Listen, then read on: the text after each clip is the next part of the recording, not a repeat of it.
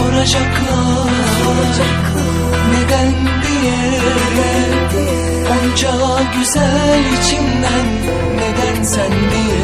Eşim Dilan Karabey. Bilmiyorlar zaafımsın, cevabım basit, gördüm döndüm deliye.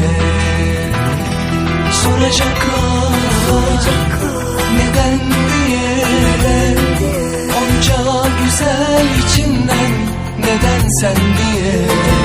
Bilmiyorlar zaafımsın, cevabım basit,